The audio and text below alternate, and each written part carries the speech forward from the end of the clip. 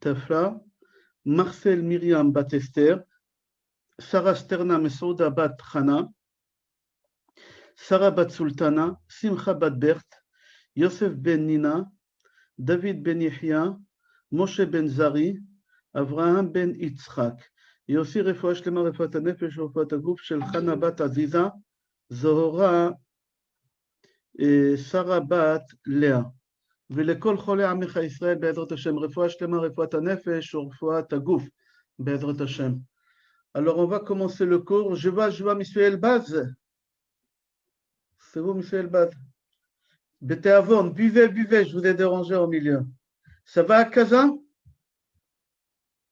À Casablanca, ça va? Ok, Rabotai, on va commencer Bezrat Hashem le cours comme prévu.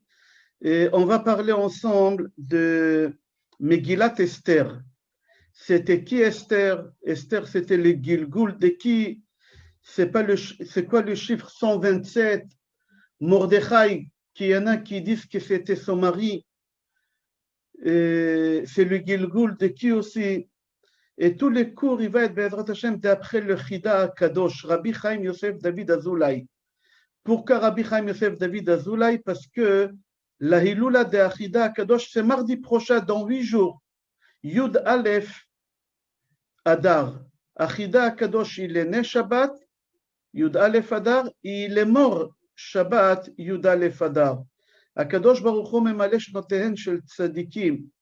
Comme Moshe Rabbeinu, qui est lié énormément avec la Megillah.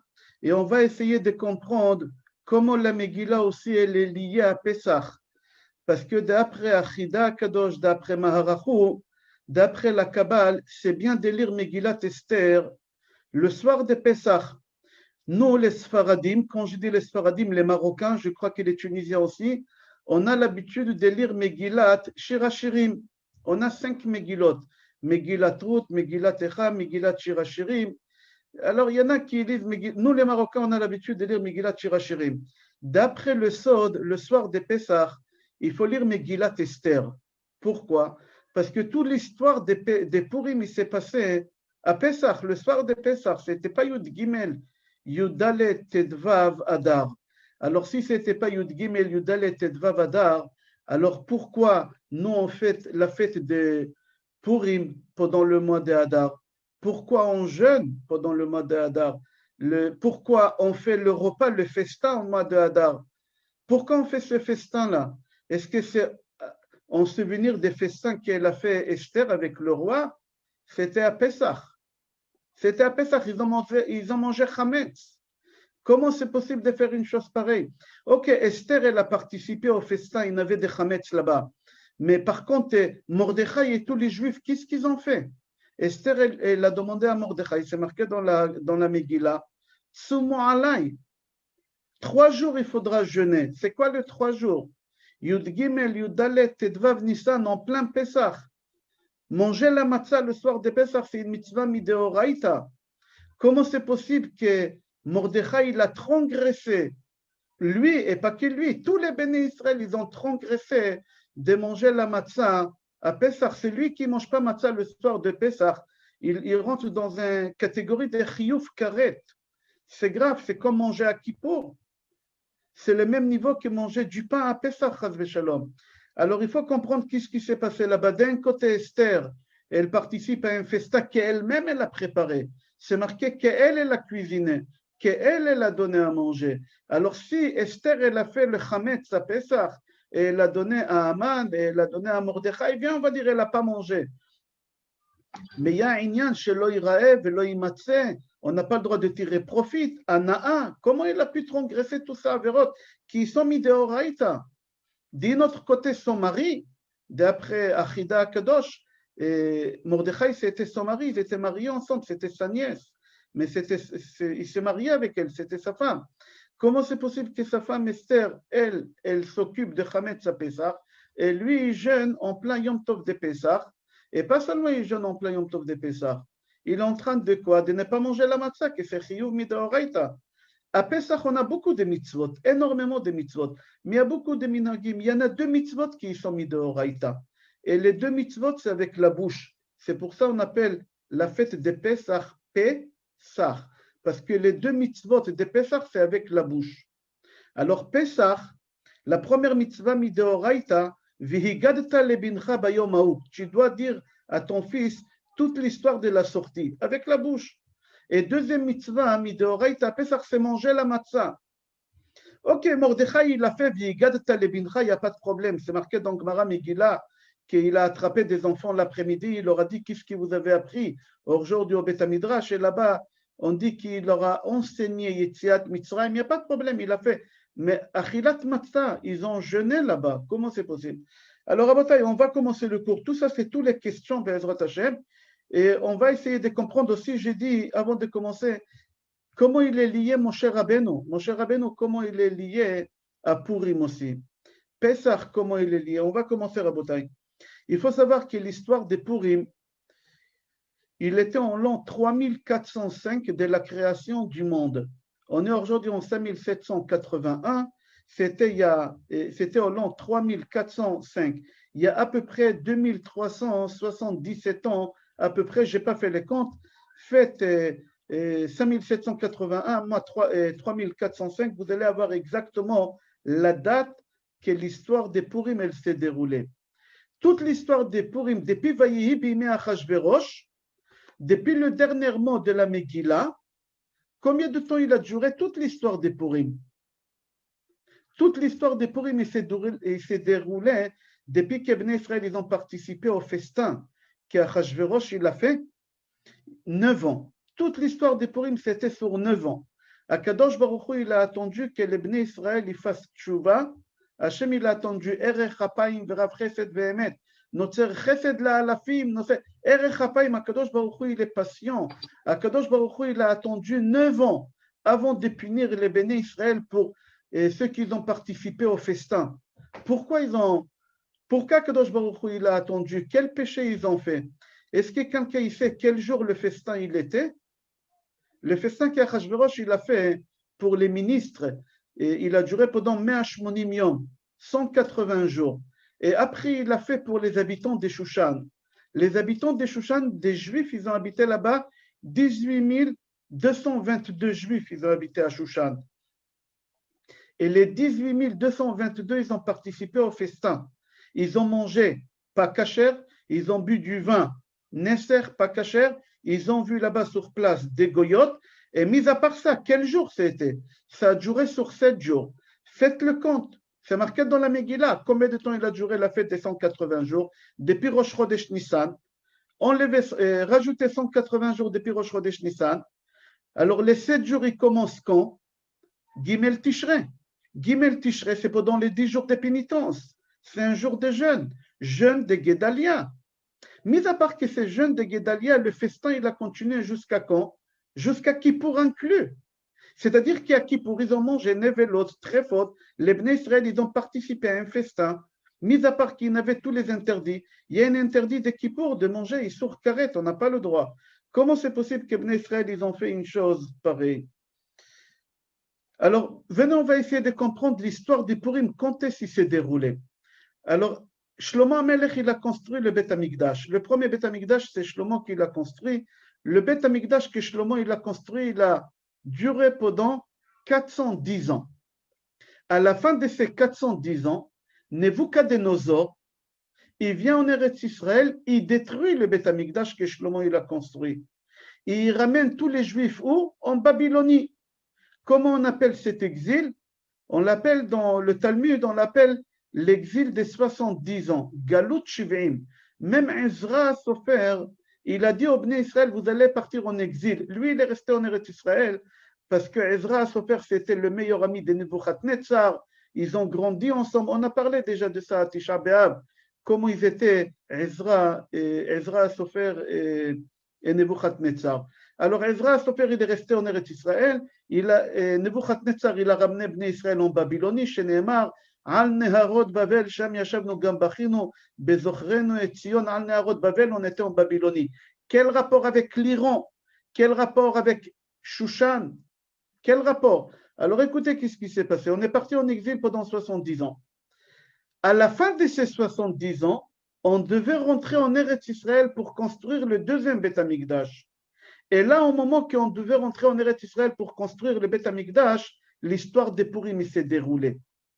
On est rentré, Mordechai, Esther, Ezra, Sofer, Nehemia, Sofer, ils ont tous quitté Shushan. Ils ont parti avec beaucoup d'argent que Cérus il leur a donné pour construire le Beth Amikdash. Qui c'est ce Cérus? D'où il vient ce bonhomme-là qui donne autant d'argent et il autorise de construire le Beth Amikdash? Alors maintenant, on sait quand est-ce que l'histoire des Purim elle s'est déroulée. L'histoire des Purim, c'était après la construction et la destruction des premiers Beth Amikdash.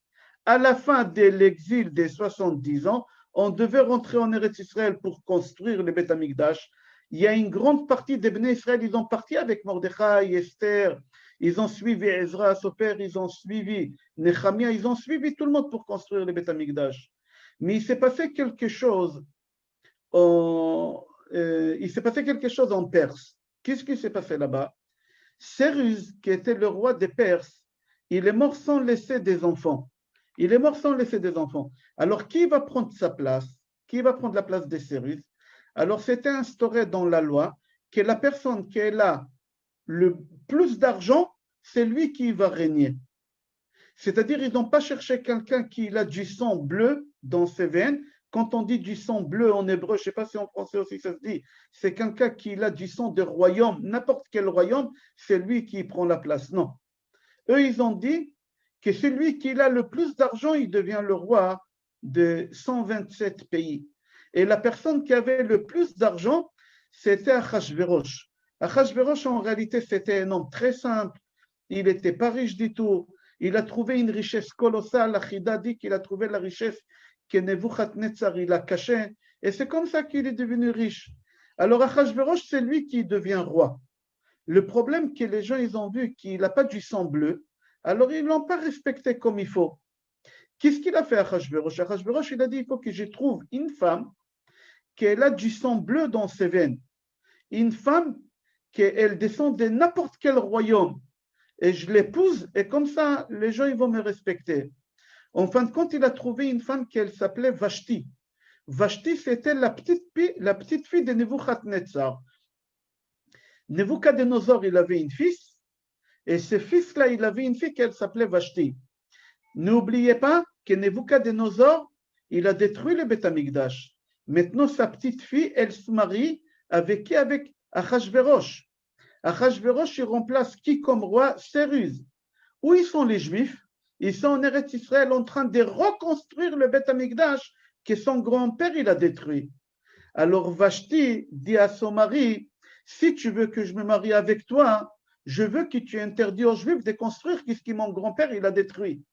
Tu dis à tous les peuples juifs, à tous les Juifs qu'ils arrêtent la construction. Et c'est ça ce qu'il a fait Achashverosh. Achashverosh, il a donné un ordre d'arrêter la construction de Beth Amikdash. Depuis qu'ils ont arrêté la construction de Beth Amikdash, Mordechai, Esther et tous les Juifs, ils n'avaient rien à faire en Perse. Qu'est-ce qu'ils ont fait? Ils ont retourné à Shushan. Ils ont retourné à Shushan et comme ça, on a arrêté la construction de Beth Amikdash. Pourquoi Hachem il a fait ça? Parce qu'il restait encore 9 ans. C'était à la 59e année d'exil. Il restait, à la 61e année de l'exil. Il reste encore 9 ans d'exil. Alors Akadosh Baruch Hu, il a fait qu'ils reviennent. Et l'histoire des Purim, elle est sur 9 ans. Sur 9 ans. Et à la fin de l'histoire des Purim, on est reparti avec Nehemia et Ezra pour construire le deuxième Beth Amikdash. Mais l'histoire des Purim, elle se déroule ici, à la 61e année de l'exil. Alors Mordechai, il retourne, tout le monde y retourne en Égypte. Les personnages dans la Megillah, on va commencer à parler de cette femme qu'on l'appelle Esther. Il faut savoir qu'Esther, ce n'est pas un prénom. Esther, elle ne s'appelait pas Esther. Esther, elle avait un prénom de parfum. Esther, elle s'appelait Hadassah. Hadass. La myrte. Les Marocains, ils ont l'habitude de faire la Havdalah avec de la myrte. Alors Esther, elle symbolise quoi? Le nez. Pourquoi le nez? Parce que le nez, on sent l'odeur. elle symbolise la narine droite. Son mari Mordechai, d'après la Kabbale, il symbolise la narine gauche. On va expliquer pourquoi. Comment Mordechai s'appelle dans la Torah? Quelqu'un ici, comment Mordechai on l'appelle dans la Torah? C'est Gemara Megillah. Gemara Megillah, elle pose la question, elle dit Mordechai mina Torah minayin. Où on apprend Mordechai? Où on voit le prénom Mordechai? Et la Gemara, elle dit Dror mort. Dror mort, c'est dans l'Aktoret. L'Aktoret, c'est les encens, c'est les parfums. C'est-à-dire que Mordechai aussi, c'était un parfum. C'est-à-dire que d'après le Sod, toute l'histoire des Purim, c'est le nez. Toute l'histoire des Purim, c'est le nez. Esther, elle symbolise la narine droite et Mordechai symbolise la narine gauche. Elle s'appelle Adassa et son mari s'appelle Mordror, Mordechai, Mordror. Comme ça, la Gemara dit. Alors, d'où on a eu le prénom Esther? Alors, il y a deux réponses. La première réponse, Esther, c'est-à-dire que c'est caché. C'est quoi caché? L'amnatseach al hayelet hashachar. C'est quoi hashachar? L'aube. C'est quoi l'aube? C'est-à-dire le dernier miracle que le peuple juif a vécu en voyant le miracle. Aujourd'hui, on a des miracles, mais tous les miracles, ils sont cachés. Déjà que tu respires chaque minute, déjà que tu écoutes un cours par Zoom, c'est un miracle. Mais nous, on a l'habitude, alors on ne voit pas ça comme miracle. Mais le dernier miracle qu'on l'a vu à l'œil comme ça, c'était l'histoire des Purim. Alors c'est pour ça la Megillah, on l'appelle Esther.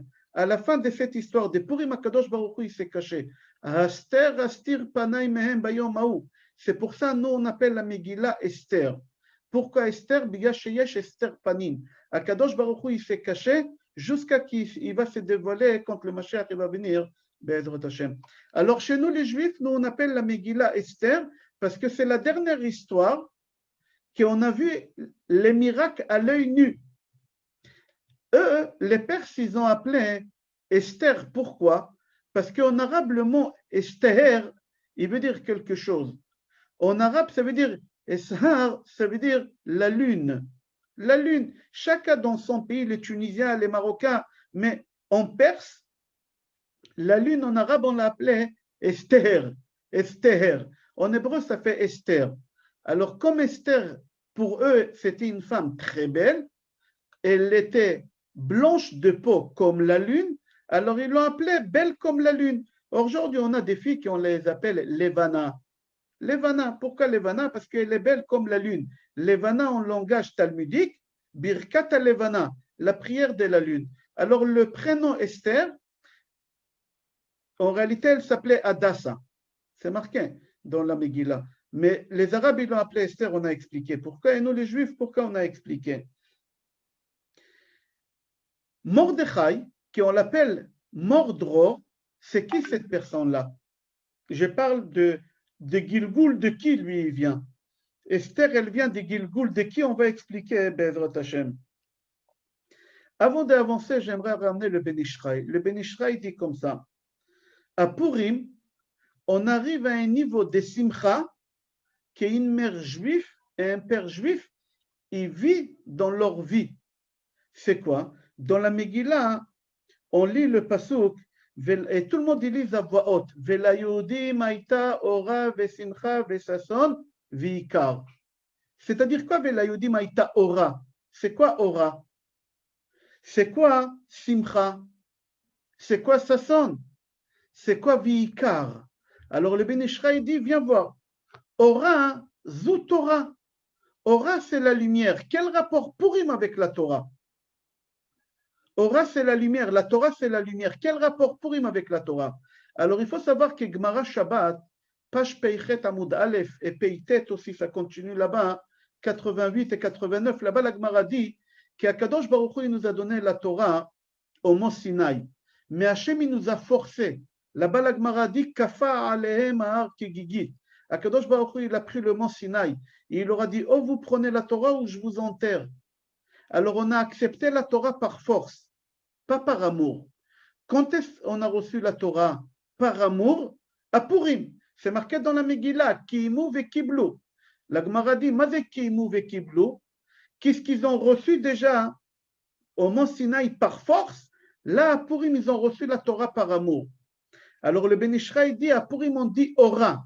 Quelle Ora? Ora, c'est la lumière de la Torah. Pourquoi? Parce qu'on a reçu la Torah à Purim. Par amour, on a reçu la Torah. Sasson, c'est quoi Sasson Rabotai? Sasson, c'est la Brit Mila. Il y a quelqu'un qui a fait la Brit Mila à Purim, quelqu'un que vous connaissez très très bien. Comment je sais que, il dit le Ben Ishraï, comment on sait que Sasson c'est Brit Mila? Parce que quand on fait la Brit Mila, quand le Mohel il coupe, il dit Sasanochi alimratecha kemotse shalal rav. Sasanochi alimratecha. Be'edrat Hashem, entre parenthèses, j'ai fait un Brit Mila jeudi, Be'edrat Hashem, pour un couple de Marocains. Ils sont venus du Maroc ici, ils sont là avec le Covid. Alors je penserai à vous quand on fera la Brit Mila jeudi, Be'edrat Hashem, ici à Boulogne. Alors, Rabotai, alors Sasson, c'est quoi Sasson? Sasson, c'est Brit Mila. Alors, quand je ferai la Brit Mila, Be'ezrat Hashem, je dirai le pasuk, alors, Ora, c'est Torah. Quel rapport Torah? Parce qu'on a reçu la Torah à Purim. Maintenant, Brit Mila, quel rapport Brit Mila avec Purim? Parce qu'il faut savoir que Moshe Rabbeinu, il a fait la Brit Mila à Purim. Moshe Rabbeinu, il est né le 7 Adar. Ce vendredi-là, c'est 7 Adar. C'est le jour de la naissance de Moshe Rabbeinu et c'est le jour de la mort de Moshe Rabbeinu. Si on aura le temps, on parlera tout à l'heure. C'est-à-dire, si Moshe Rabbeinu il est né le 7 Adar, faites votre calcul 8 jours après, pour la Brit Mila de Moshe Rabbeinu, ça tombe quand? En plein Purim, c'était la Brit Mila de Moshe Rabbeinu. Ah, peut-être vous posez la question, vous dites, comment c'est possible qu'on a fait la Brit Mila à Moshe Rabbeinu? Puisque Moshe Rabbeinu, il est né Mahoul, Moshe Rabbeinu, il est né circoncis. Oui, d'accord, il est né circoncis. Mais on a la mitzvah de Hatafat Adam. Quelqu'un qui est né circoncis, on a l'obligation de le faire couler quelques gouttes du sang et on le nomme, on lui donne le prénom. Alors on a vu c'est quoi Ora, on a vu c'est quoi Ora et c'est quoi Sasson. Maintenant c'est quoi Simcha? Simcha c'est le mariage. C'est marqué dans la Torah qu'un homme quand il se marie, Chayav le sameach et beto bashana rishona. C'est une obligation de la Torah. C'est marqué dans la Ketouba, tu es obligé de rendre ta femme joyeuse la première année de mariage. Quel rapport mariage avec Purim? Parce que le commentateur dit, d'après le Sod, que Mordechai il a épousé sa femme Esther, sa nièce, le jour de Purim, c'était le mariage. On parlera de ça, Be'ezrat Hashem, dans le cours tout à l'heure. Vikar, alors on a parlé la Torah, on a parlé la Brit Mila, et on a parlé le mariage. Et maintenant, on va parler Vikar. C'est quoi Vikar? C'est les tfilin. Comme c'est marqué, Veraou kol ame haaretz kishem Adonai nikra alecha v'yar'u mimecha. C'est-à-dire nikra, Vikar. Et c'est pour ça que quand vous allez lire la Megillah Be'ezrat Hashem, Purim matin, vendredi matin, alors quand on va lire la Megillah, on aura les tfilin. Et quand on va dire le pasuk, Velayudim haïta ora v'simcha v'sasson Vikar, il faut embrasser les tfilin Vikar. Pourquoi? Parce que Vikar, c'est les tfilin. Quel rapport tfilin avec Purim? Mordechai Yehoudi, quand Haman il a pris et il lui a donné le vouch Treled Vergaman, et il l'a mis sur le cheval. Alors c'est quoi Treled Vergaman? C'était Talit et Tfilin. Il était avec Talit et Tfilin que Haman il a fait promener dans Shushan. Rabotai, Vashti, la femme d'Achashverosh, elle devient reine. C'est lui qui a un stylo, ça serait bien d'y écrire, c'est pas mal, de toute façon c'est enregistré, mais je conseille de prendre un stylo. Elle dit à son mari, je ne comprends pas, pourquoi tu laisses les Bnei Israël construire le Beth Amikdash? Moi je te demande deux choses. La première chose, que le Beth Amikdash, il faut arrêter. La deuxième chose que je te demande, tu ne laisses pas les femmes juives, elle parle de femmes. Je ne veux pas que tu laisses les femmes juives faire Shabbat. C'est ça qu'est-ce qu'elle a demandé. Comme ça, Achida Akadosh. Prenez un stylo, c'est magnifique, qu'est-ce qu'il dit Achida Akadosh. Alors, elle a demandé à son mari qu'elle ne veut pas que les femmes fassent Shabbat. Pourquoi? Parce qu'elle était intelligente, cette femme-là. Imachima, Vashti, elle était intelligente. Vashti, elle savait que les femmes juives, ils ont ramené la Géoula. Les femmes juives, ils ont ramené la Géoula. Et à travers les femmes juives, on aura la Géoula. Alors, elle a dit, il ne faut pas que les femmes fassent Shabbat. Pourquoi il ne faut pas que les femmes juives fassent Shabbat? Comme ça, il n'y a pas la Géoula. Tant qu'il y a une femme juive, elle ne fait pas Shabbat, il n'y a pas la Géoula. Alors, regardez qu'est-ce qu'il a fait à Kadosh Baruch Hu à Vashti. Venez, on va voir à l'intérieur. Est-ce que vous vous rappelez dans la Megillah, c'est lui qui a un stylo qui note. combien de temps elle a régné Vashti? Depuis que le moment qu'Achashverosh s'est marié avec elle, jusqu'à qu'il l'a tué. Il était sous et il l'a tué. Combien? Elle a régné 2 ans et demi. Qu'est-ce qui s'est passé là-bas? Les goïms, quand ils boivent du vin, quand ils se saoulent, ils parlent des bêtises. Ils parlent des bêtises. Ils parlent des grossièretés, etc.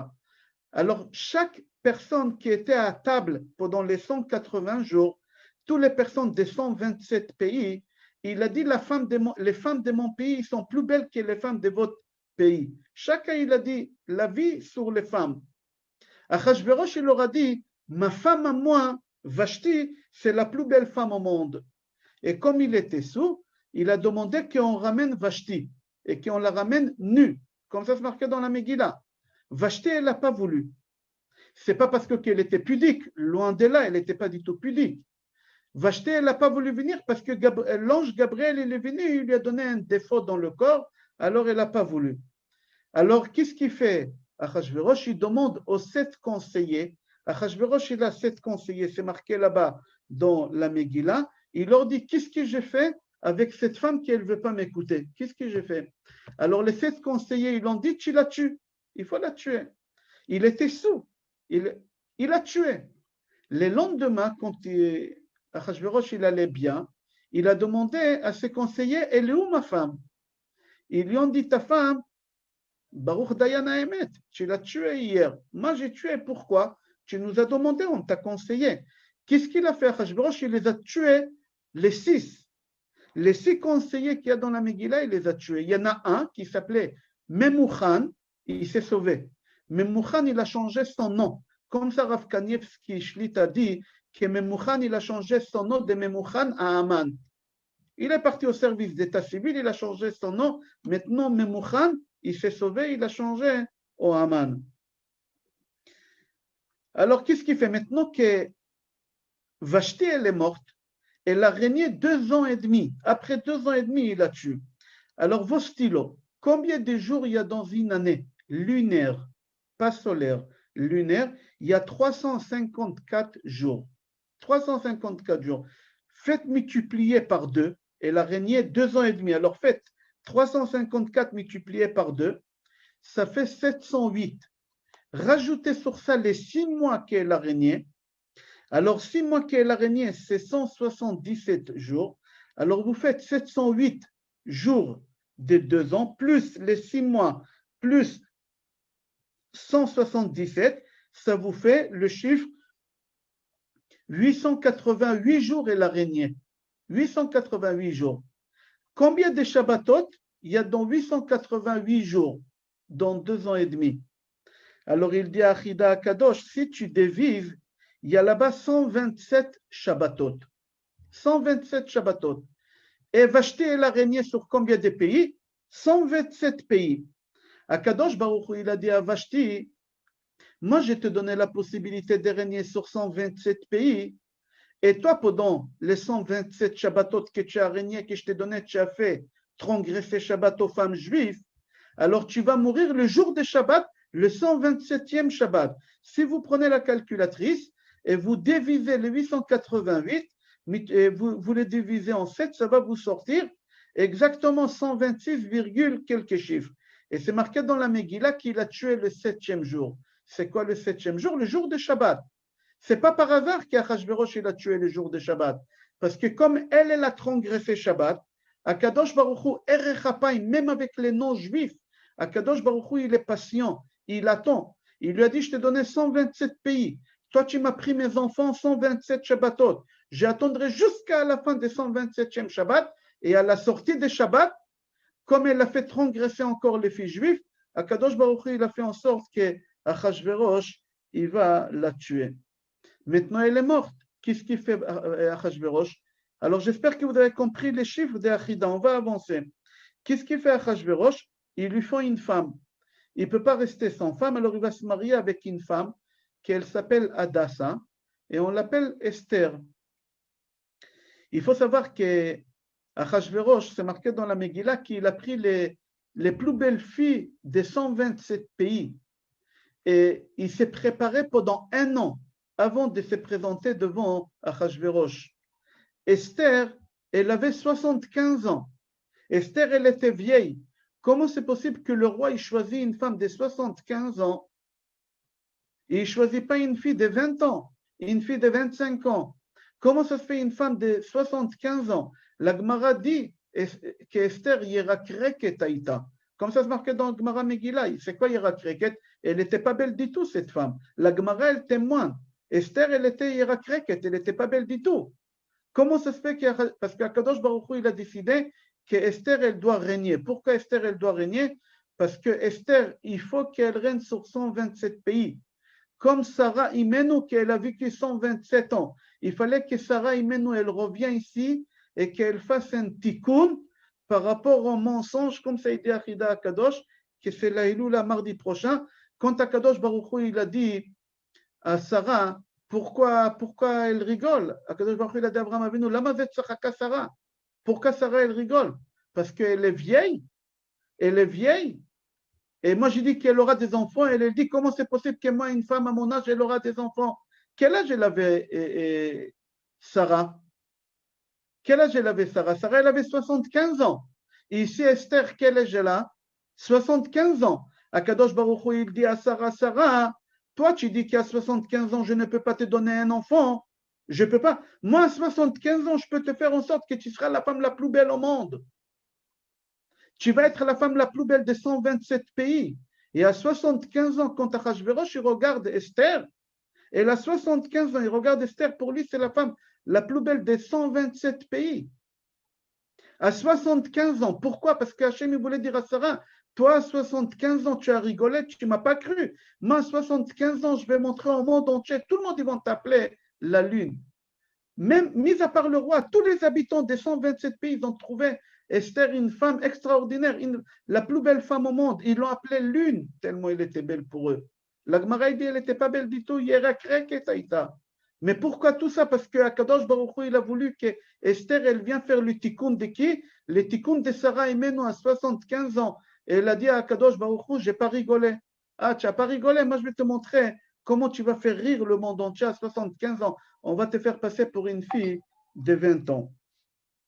Alors maintenant, on sait, c'est qui Rabotai, c'est qui Esther. Esther, c'est Sarah Imenu. À 75 ans, 75 ans. Maintenant, Mordechai Ayoudi, c'était qui? Il faut savoir que Yaakov Avinu, quand il a rencontré son frère Esav, c'est marqué que Yaakov il s'est prosterné devant Esav plusieurs fois. Et Yaakov, c'était une erreur qu'est-ce qu'il a fait. Il fallait que Yaakov il fasse un tikkun. Pourquoi il s'est prosterné devant Esav? Et le petit-fils d'Esav, c'est qui? Amalek. Et le petit-fils d'Amalek, c'est qui? C'est Haman. C'est-à-dire que maintenant, Mordechai, c'est Yaakov Avinu. Mordechai, c'est le Gilgul de Yaakov Avinu. Mordechai, il vient, que c'est Yaakov, c'est la seule personne qui ne veut pas se prosterner. Alachiquement, il avait le droit de se prosterner parce qu'il se mettait en danger de mort. Ce n'est pas Avodah Zara, c'était en danger de mort. Avodah Zara, on n'a pas le droit de faire Avodah Zara. Il y en a qui disent qu'il avait une croix. Il y en a qui disent, je ne sais pas comment la croix elle était encore, mais il y en a qui disent que c'était une croix. La croix, c'était bien avant, c'était après, au milieu du deuxième Beth Amikdash, Jésus, etc. Ok. C'est-à-dire que Mordechai, c'est Yaakov Avinu. Yaakov Avinu, il a prosterné devant Esav, qui c'est l'arrière-grand-père d'Amalek. Maintenant, Esav, qui c'est le petit-fils d'Amalek, Mordechai lui dit, moi, je ne me prosterne pas devant toi. 7 fois, c'est marqué dans la Megillah. 7 fois. Pourquoi? Parce que Mordechai, il s'est prosterné, pardon, Yaakov, il s'est prosterné 7 fois devant Esav. Comme ça, c'est marqué dans la Torah. Alors, Esther, elle vient réparer le tikkun de qui? Esther, elle vient réparer le tikkun de Sarah Imenu, que Sarah Imenu à 75 ans, il a rigolé. Ici, Esther à 75 ans, c'est Sarah Imenu qu'elle vient, qu'elle se marie. Yaakov Avinu, c'est le Gilgul. Ok, qu'est-ce qui se passe maintenant? Haman, il décide de tuer les Bnei Israël. Haman, il voulait le corps. La différence entre Hanouka et Purim, qu'à Hanouka, les Grecs, ils ont voulu notre âme. Ils n'ont pas voulu notre corps. Mais à Purim, Haman, il a voulu le corps. Il a voulu le corps. Il a dit, même si tu te convertis à ma religion, je te tue. Ok. Qu'est-ce qu'il fait Haman pour savoir quelle date tu es? Alors, il va voir des voyants. Haman, il était quelqu'un qui aime l'astrologie. Alors, il jouait beaucoup avec l'astrologie et il a fait tir au sort. Purim, ça veut dire une loterie. Et la meilleure date qu'elle est tombée pour tuer les bénis Israël, c'était le mois de Hadar. Il était content. Pourquoi? Parce que lui, il a dit, la date qu'elle est tombée, c'est le 14 Hadar. Alors, je vais les tuer le 14 Hadar. 14-15, sur une journée, mais de la nuit jusqu'à la nuit. Il a dit, je les tue. Pourquoi? Parce qu'il a dit, ça va marcher parce que le sauveur des Juifs, il est mort. Mais qu'est-ce qu'il y a Haman? Il ne savait pas hein, que c'était le jour de la Brit Mila de Moshe Rabbeinu. C'est-à-dire le jour qu'il a décidé de tuer les bénis Israël, c'était le jour de la Brit Mila. Il ne savait pas ça, Haman. Haman, lui, il comprenait une seule chose, qui est quoi? Que c'est le jour de la mort de Moshe. Il a dit, puisque c'est Moshe Rabbeinu qui est mort pendant le mois de Hadar, le 7 Hadar, alors le 7 Hadar, alors moi je l'ai tué, les bénis Israël, le 14 Hadar. Mais lui, il n'a pas fait le compte que c'est le 15 Hadar, il n'a pas fait le compte que c'est la Brit Mila de Moshe Rabbeinu. Alors maintenant, nous on fait le festin à Purim. Pourquoi on fait le festin à Purim? J'aimerais pas maintenant rentrer dans la halakha, parce qu'ici en France, on aura des problèmes concernant la lecture de la Megillah des jeudis soirs. On n'a pas le droit de lire la Megillah avant le plag. Le plag, il est à peu près à 5h15, à peu près à 5h15. Le confinement, il est à 18h. La Megillah, c'est à peu près 3/4 d'heure. On finira la Megillah, on va être dans le confinement. Alors, qu'est-ce qu'on fait cette année? On n'a pas le droit de sortir, on n'a pas le droit de lire la Megillah plus tôt, c'est assourd. On n'a pas le droit de sortir, quitte des lectures de la Megillah par Zoom, c'est assourd. On n'a pas le droit par Zoom, il faut faire attention. On ne va pas rentrer maintenant dans ces halakhot, ça ne nous concerne pas. On parlera de ça, Be'ezrat Hashem. Alors, j'aimerais comprendre le festin qu'on fait à Purim. Pourquoi on fait Seudat Purim? Est-ce que parce qu'il y en a qui disent parce que Esther, elle a fait le festin au roi, quand elle a dit au roi, venez, je vous fais le festin demain, et elle a fait pendant 2 jours le festin. Alors venez, je vous refais le festin, et là-bas, elle a demandé de tuer Haman, et ils ont tué Haman. C'est faux, il ne faut pas penser comme ça, parce que c'était Pessah. C'était un festin interdit, c'était Chametz. Ils ont mangé là-bas. Alors, si tu veux dire que c'est pour le festin qu'Achashverosh il a fait, pas du tout. Achashverosh, le festin qu'il a fait pour les hommes, c'était Nevelot et Trefot, c'était Kippour. Ça a commencé le 3 Tishrei. C'est-à-dire, n'importe quelle réponse que tu vas donner, pourquoi nous on fait Mishté à Purim, ça ne va pas. Si c'est par rapport au festin qu'Achashverosh il a fait, c'était des Gimel Tishrei à Kippour. On n'a pas le droit. Nevelot, Trefot, mis à part ça, il s'est passé encore des choses, on va expliquer tout à l'heure. Alors si tu vas dire c'est par rapport au festin qu'Esther elle a fait, et que dans ce festin-là, elle a demandé de tuer Mordechai, c'est pas possible, c'était Pessah. C'était pas pendant le mois de Hadar. Esther, quand elle a fait le festin, c'était pas Hadar, les gens ils croient que c'était Hadar. Non, c'était en plein Pessah, ils ont mangé Chametz. Comment c'est possible? Et son mari, qu'est-ce qu'il a fait, Mordechai? Il a jeûné Yom Tov. Comment tu peux jeûner à Yom Tov? C'est pas possible, c'est assourd. On n'a pas le droit de jeûner veille de Yom Tov. Nous, on jeûne veille de Yom Tov. Purim, c'est Yom Tov, oui. La veille des Purim, on fait un jeûne. Pourquoi? On va expliquer Bezrat Hashem tout à l'heure. Rabotai, le festin qu'Achashverosh il a fait, il faut savoir que c'était pendant les 10 jours de pénitence. Le festin, qu'est-ce qui s'est passé là-bas? Achashverosh, il était habillé avec des habits spéciaux. Ce n'était pas n'importe quels habits. Et les ustensiles qu'ils ont mangés, de quels ustensiles ils ont mangé? Alors, il faut savoir, j'explique. Nebuchadnezzar, quand il a détruit le Beth Amikdash, Nebuchadnezzar, il a pris avec lui tous les ustensiles qu'ils avaient au Beth Amikdash. Il les a ramenés avec lui. 5400 ustensiles, marqués, 5400 ustensiles. Il a ramené avec lui les habits de Kohen Gadol. Maintenant, Nebuchadnezzar, il est mort. Qui l'a hérité des 5400 habits et des habits, ustensiles et les habits de Kohen Gadol? C'est Achashverosh. Alors, Achashverosh, il a fait la fête pendant 180 jours. Alors, faites 5400 divisé par 180 jours. Tous les jours, il utilisait 30 ustensiles de Beth Amikdash. Il était habillé avec les habits de Kohen Gadol. Et les Bnei Israël, ils sont là, en train de rigoler, en train de Comment c'est possible une chose pareille? C'est pas possible. Alors venez, on va continuer, on va voir ce qui se passe. Je vais essayer de sauter des choses pour ne pas être long. Si vous avez toujours les stylos à côté, on va faire des choses vite parce que je ne veux pas que ça soit trop long. Combien de fois c'est marqué dans la Megillah le mot Esther? C'est marqué 54 fois Esther et une seule fois son vrai prénom, Hadassah. Combien de fois c'est marqué Haman et combien de fois c'est marqué Memouchan? Parce que le vrai nom de Haman c'était Memouchan. C'est exactement la même chose. Le faux nom d'Esther, il est marqué 54 fois. Le vrai nom d'Esther Hadassah, une fois.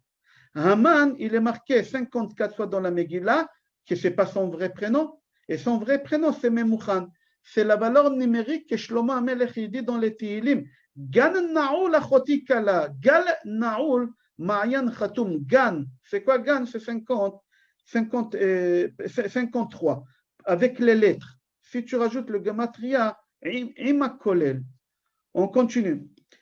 On a dit que Haman, il est inscrit 54 fois dans la Megillah. D'accord? Sa femme, combien de fois? 4 fois Zeresh. Total, ça fait 58. Combien de fois Mordechai, il est dans la Megillah? Aussi 58. La valeur numérique, c'est qu'est-ce qu'on dit dans la Havdalah? C'est le soir qu'on a tué Vashti. Pourquoi on dit Chen v'sechel tov be'enei Elohim va'adam dans la Havdalah? Qu'Akadosh Baruch Hu, il a fait que Vashti elle soit morte par Achashverosh. Chaque fois quand on lit les enfants de Haman, c'est marqué Ved Vaïdata, Ved Parshata, Ved Aspidai. C'est quoi le Ve'et? C'est quoi Ve'et? Vav Aleph Taf. Ve'et et Vaïdata, et Poraïda. Mais c'est pas ça qu'est-ce que ça veut dire. Ve'et, c'est la valeur numérique de 407.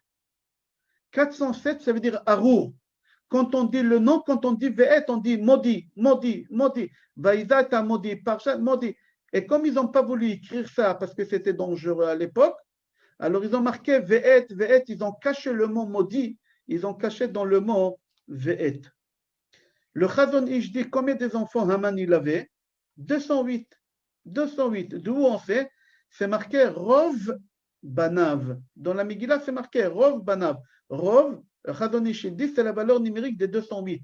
Parce que Haman, il avait beaucoup de femmes. Il avait beaucoup de femmes, Haman, parce qu'il changeait tout le temps sa pièce d'identité, comme ça il dit Rav Kanievski Shlita. Okay. Combien de fois c'est marqué le mot Melech, pas Hamelech, Melech dans la Megillah? 187 fois. Pourquoi 187 fois? Il faut savoir que le nom de Akadosh Baruch Hu, il n'est pas dans la Megillah. Mais chaque fois quand tu as le mot Melech, c'est Akadosh Baruch Hu. Regarde la Megillah, change. Melech dit le nom de Hachem, tu vas voir que c'est Akadosh Baruch Hu qui fait les choses dans chaque chose. D'accord? Le passouk le plus long qu'on a dans la Bible, quand j'ai dit la Bible, c'est les 24 livres.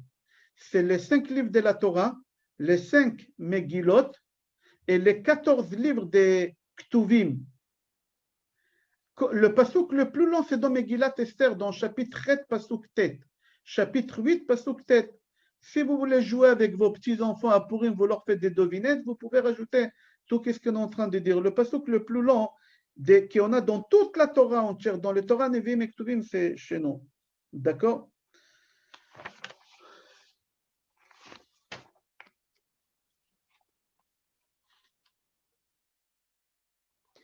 Alors, on a dit que Esther, elle s'appelait Hadassah.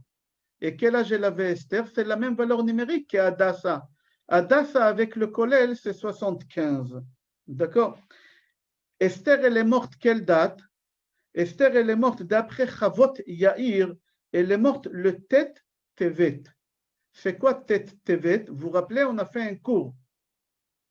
C'est le jour de la naissance du Tamé. Du Tamé, vous vous rappelez, on a parlé pourquoi on jeûne le 10 et le Tet et le 8. Le Tamé, Jésus, il est né, alors il y a un lien avec Esther et Marshimo Yeshua. Celui-là, on ne va pas rentrer maintenant dans ça. Combien de lettres il y a dans toute la Megillah? Des lettres. il y a 12 110. 12 110. Maintenant, si tu prends le Sefer Torah et tu comptes chaque fois 12 110, tu vas tomber sur le mot Esther. Jusqu'à la fin de la Torah, plusieurs fois tu vas trouver Esther, Esther. Dans la Torah, on a 304 805 lettres. Dans toute la Torah, on a 304 805 lettres. Si tu commences depuis Bereshit jusqu'à l'Aïné Kol Israël, tu comptes chaque fois 12 110 lettres, tu vas tomber sur le mot Aleph. Encore 12 110, tu vas tomber sur Samer.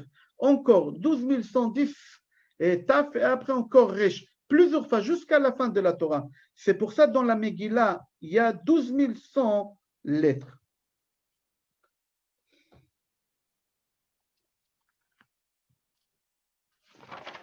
Okay, je saute si on a le temps, à la fin je vais voir, j'aimerais dire des choses plus importantes. Ok.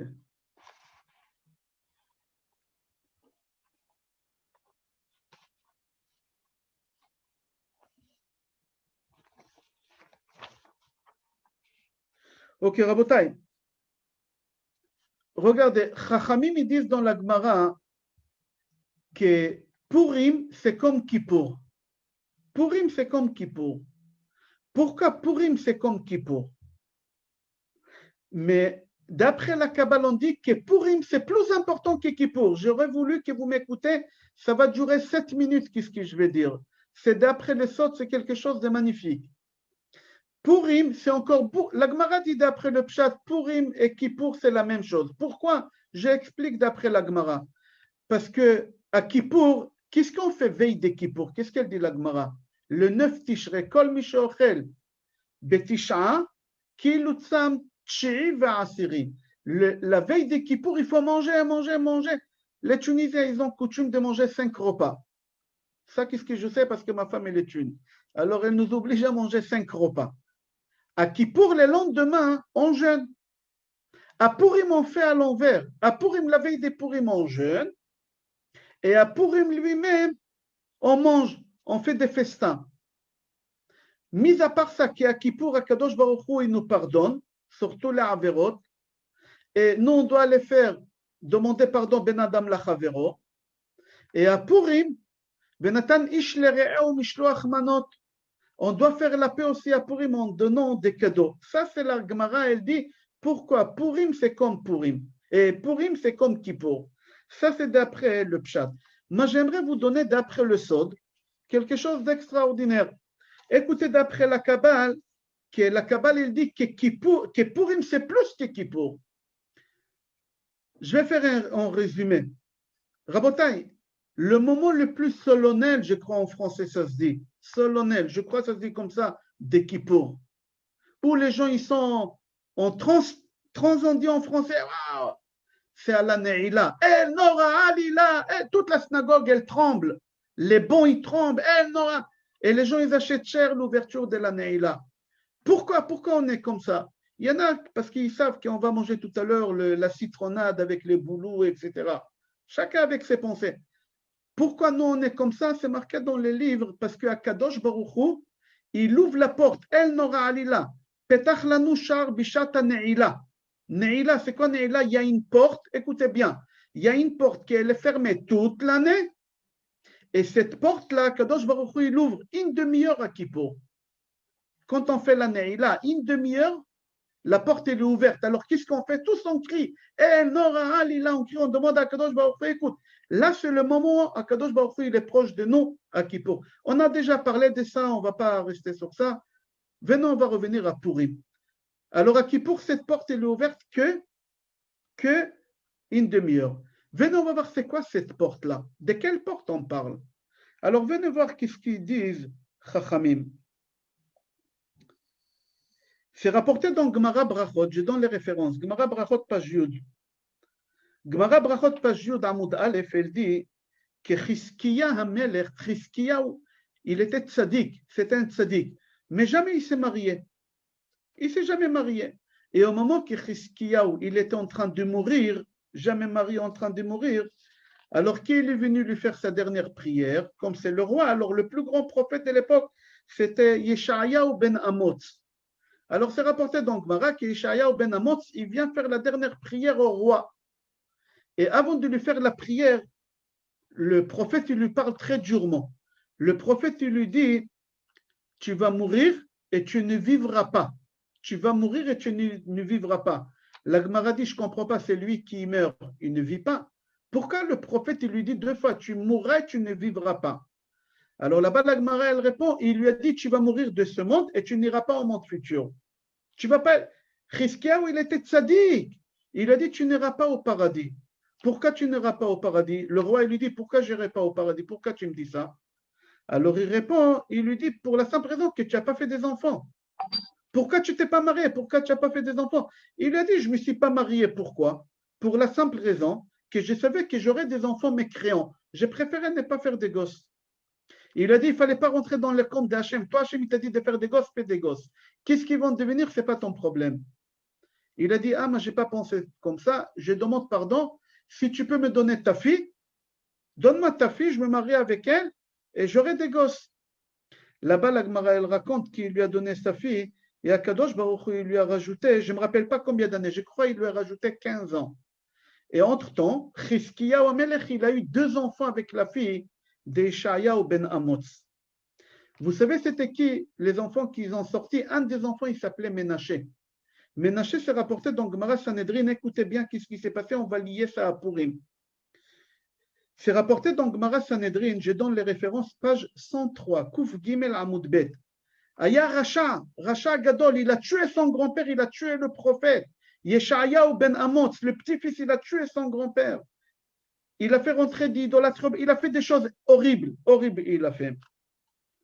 Akadosh Baruch Hu, il a puni que le roi des Ashur, il a attrapé Ménaché, il a fait rentrer dans une marmite et en bas il y a le feu. Il est en train de brûler. Et Ménaché, il a appelé Kola Elohim, tous les dieux. Aucun dieu, il a répondu. Qu'est-ce qu'il fait Ménaché? Après qu'il a énervé Hachem, il dit à Kadosh Baruch Hu Hachem, si tu me prouves que tu existes, parce que pour moi, tu n'existes pas, mais si tu me fais sortir d'ici maintenant, tu es là. Les Malachim, ils ont bloqué la prière de Ménaché, ils n'ont pas voulu que la prière arrive chez Hachem. Qu'est-ce qu'il a fait Hachem, il a creusé un trou sous le trône, il a fait une porte, et il a pris la tfila de Ménaché, et il a fait sauver Ménaché. Là-bas, la Gemara, elle raconte comment il a fait sauver, et Ménaché, il a fait tchouva. Rabotai, le trou que Hachem, il a creusé sous le trône, à lui, mitachat kissé à kavot, ce trou-là, on l'appelle porte. Cette porte-là, Akadosh Baruch Hu, il ouvre seulement au moment de Kippour. Au moment de Kippour, pendant une demi-heure, Hachem, il fait passer toutes les prières que les gens ils ont priées à Kippour, que les malachim, ils ont bloqué les tfilot. Alors nous, qu'est-ce qu'on fait à la Neila? Nous, on dit peut-être Hachem, il n'a pas pris ma prière parce que les malachim, ils l'ont bloqué. Alors on crie, Nora Alila, essayez de comprendre c'est quoi Nora Alila. On dit à Kadosh Baruch Hu, cette ouverture que tu as ouverte à Ménaché, ouvre-la, prends ma prière. Prends. Et Hachem, il ouvre cette porte-là pendant une demi-heure, il ouvre cette porte-là. Et toutes les prières qu'ils n'ont pas passées, Hachem, il les accepte. Écoutez maintenant quel rapport avec Purim. Dans la Kabbale, c'est marqué, Achida, Maharacho, Aharizal, Rabbi Shimon Bar Yochai, dans Parashat Pinchas, ils disent que cette porte-là, qu'il est ouverte une demi-heure à Purim, Hachem, il ouvre 26 heures. 26 heures, c'est pour ça la Gemara dit que Purim, yoter mi Kippour. Purim, c'est plus que Kippour. C'est-à-dire, à Purim, tu peux prier à Kadosh Baruch Hu pendant 26 heures. Pendant 26 heures, tu peux prier à Kadosh Baruch Hu. Et la porte de Kippour, qui est ouverte une demi-heure seulement, là, elle est ouverte pendant 26 heures. On va aller un peu plus loin. Au début du cours, j'ai dit qu'il y a des gens qui ont l'habitude de lire Megillat Esther à Pessah. Quand on a fini la Seder et on a dit Beshana Abba Yerushalayim Abnuya Be'edrat Hashem, les Marocains ils lisent Shir HaShirim, je crois que tout le monde lit Shir HaShirim, les Mekoubalim après Shir HaShirim, ils lisent Megillat Esther. Pourquoi on lit Megillat Esther? Écoutez, qu'est-ce qu'il dit Chavot Yair? C'est quelque chose d'extraordinaire. Qu'est-ce qu'il dit Chavot Yair? Il dit que toute l'histoire des Purim, elle s'est déroulée quand? J'ai dit au début du cours à Pessah, Léla Seder. Esther, elle a donné du Hametz. On a dit, Purim, ce n'était pas Adar, quand nous on fait. Purim, la vraie histoire de Purim, c'était à Pessah. Alors, puisque l'histoire de Purim, c'est à Pessah, alors qu'est-ce qui se passe? Il se passe quelque chose. Écoutez encore quelque chose d'extraordinaire. Ça va ça va vous paraître étonnant, mais je peux vous donner les références. Vous m'envoyez sur mon mail, celui qui veut, je lui donne les références. Quand je dis les références, je vous donne maintenant, c'est Chavot Yair. Mais celui qui n'a pas le livre, je lui envoie la faute et écoutez bien. Il dit, Chavot Yair, que quand on lit la Megillah à Purim, Akadosh Baruch Hu, il ouvre la porte de paradis. Tout celui qui peut rentrer au paradis, se sauver de l'enfer et rentrer au paradis, on le laisse passer. Je répète, à Purim, quand on lit la Megillah, toutes les personnes qui peuvent se sauver de Guéhinom, au Gan Eden, ils rentrent. Pendant combien de temps la porte de paradis est ouverte? 6 heures. Pourquoi 6 heures? Parce que si vous calculez, dans le monde entier, on lit la Megillah en 6 heures. Quand aux États-Unis, il fait nuit, ici, il fait jour. Nous, on lit la Megillah ici. Quand la nuit, elle va tomber ici, le jour, il va se lever, ils vont lire la Megillah là-bas. Alors, d'un côté à l'autre côté, c'est 6 heures. Alors, pendant 6 heures, quand on lit la Megillah dans le monde entier, les portes de l'enfer, ils sont ouvertes. Tout le monde, ils peuvent rentrer là-bas. Tout le monde. Même ceux qui ne sont pas méritants. On est d'accord? Chavot Yair, il raconte qu'il y a un rachat qui est venu chez lui dans le rêve. Et il lui a dit que quand il a voulu rentrer au Gan Eden, il est arrivé en retard. Et ils ont fermé la porte de Gan Eden. Il n'a pas pu rentrer. Qu'est-ce qu'il a dit? Il a dit, moi je reste ici 1 an, jusqu'à Purim prochain. Il a dit 1 an. Mais en fin de compte, quand il est resté là-bas, il a vu que la porte, elle s'ouvre de Gan Eden, elle s'ouvre à Pessah. Il a dit, je suis rentré. Et là, j'ai appris, comme c'est dit Chavot Yair, j'ai appris que le soir de Pessah, quand nous on lit la Haggadah, et après on lit la Megillah, la porte de Gan Eden, elle est ouverte.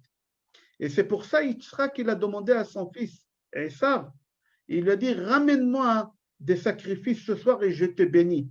Pourquoi? Parce que Yitzhak, il savait qu'Esav, c'est Haman. Haman, c'est son arrière-petit-fils. Il savait que ce soir, c'est Pessah, l'histoire que son petit-fils, il voudra tuer ses enfants, les enfants d'Yitzhak. C'est pour ça, dans les brachot, Yitzhak, il lui dit, Mitalele haaretz, Dagan vetirosh, Ya'avdu ha'amim. C'est quoi toutes ces choses-là? C'est tout le mal que ton petit-fils il va faire à mes enfants. C'est-à-dire déjà, Yitzhak Avinu, qu'il a fait Pessah avec son fils Esav. Et en fin de compte, c'est Yaakov qui est venu. Pourquoi Yaakov? Parce que Mordechai, c'est Yaakov, on a dit. On a dit au début du cours que Mordechai, c'est Yaakov. Alors, qu'est-ce qui se passe? Mordechai, que c'est Yaakov, Mordechai, il vient, il double Haman, il double Esav, il double Amalek. J'espère que c'est compréhensible.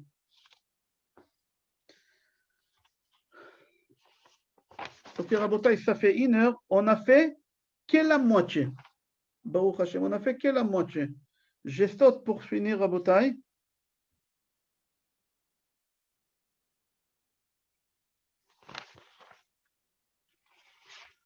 Ok, on a dit que Haman, c'est Amalek. La valeur numérique d'Amalek, Ain Mem Lamed Kof, c'est combien? C'est 240. C'est la même valeur de Safek. Safek, c'est doute. C'est lui qui vit avec des doutes. Alors c'est Amalek qui vient, c'est le Satan, c'est le Yetzerara.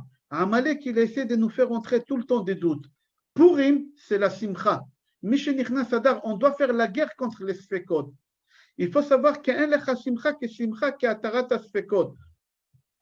Quand tu vis avec des points d'interrogation, j'achète pas, je me marie pas, je vends pas, tu as une angoisse. Cette angoisse-là, tu peux l'enlever. Comment quand tu vas éloigner Amalek de toi?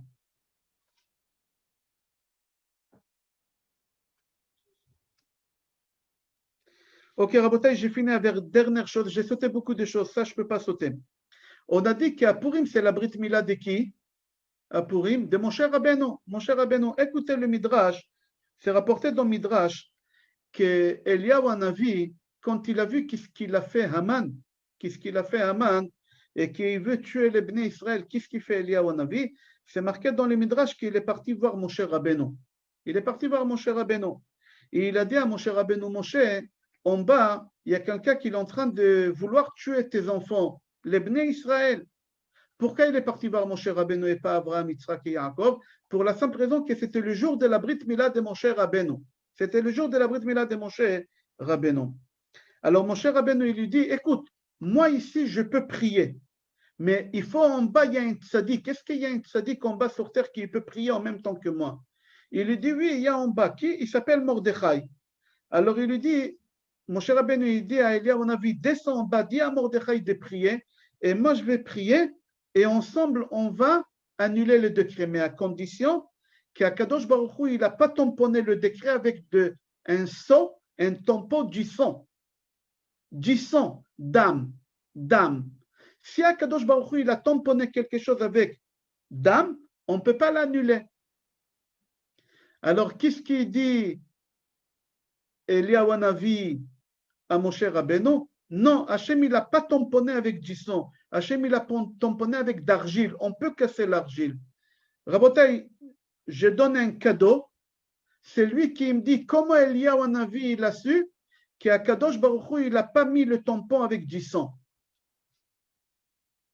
Rabotai, on a fini le cours, c'est-à-dire j'ai sauté un quart, j'ai sauté, pas beaucoup Baruch Hashem. On a fait une grande partie, mais déjà j'ai donné les bases des Purim d'après les Sodot. Qui c'est Mordechai, qui c'est Esav Aracha, pourquoi Yaakov il a volé les brachot à Esav. Ok, on a dit d'après les Sod. J'aimerais savoir, on peut débloquer les micros, on a fini. S'il y a des questions, on va répondre quelques minutes. Ma question, je répète,